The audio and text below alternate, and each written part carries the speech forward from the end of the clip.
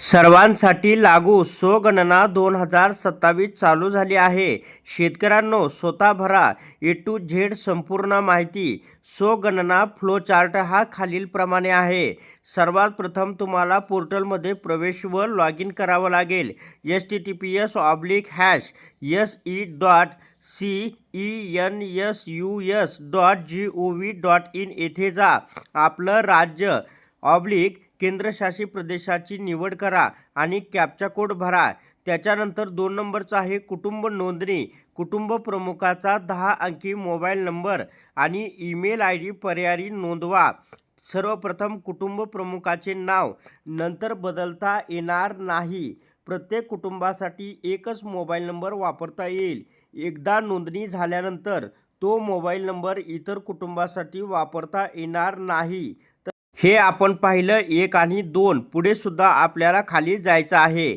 त्याच्यानंतर आहे अनुभाग 2 सत्यापन व स्थानाची ओळख. तर पुढं काय करायचं 3 नंबरचं भाषा निवड व OTP पडताळणी. निवडलेली भाषा नंतर बदलता येणार नाही.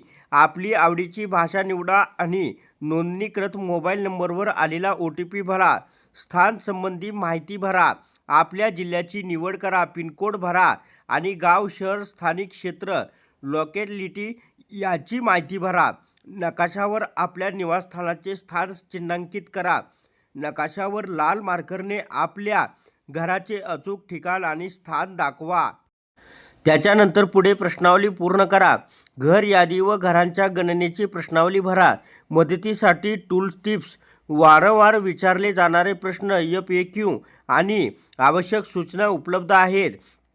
याच्यानंतर 7 नंबरचा आहे पूर्वावलोकन व पुनरावलोकन.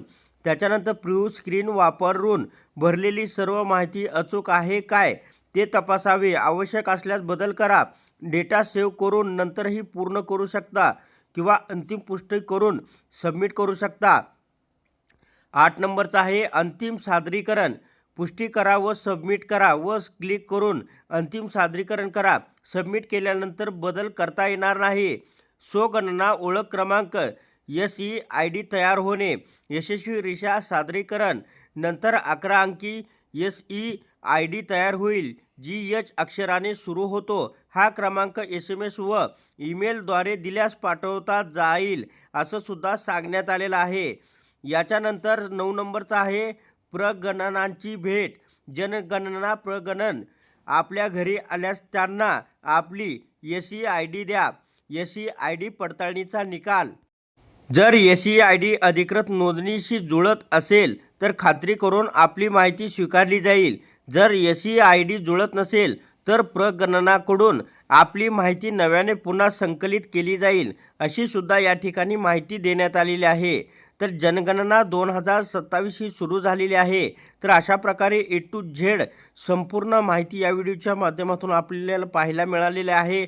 अशा प्रकारच्या महत्त्वपूर्ण अपडेट जाणून घेण्यासाठी आताच आपल्या टेक मराठी रघु यूट्यूब चॅनलला जास्तीत जास्त शेअर व सबस्क्राईब करा.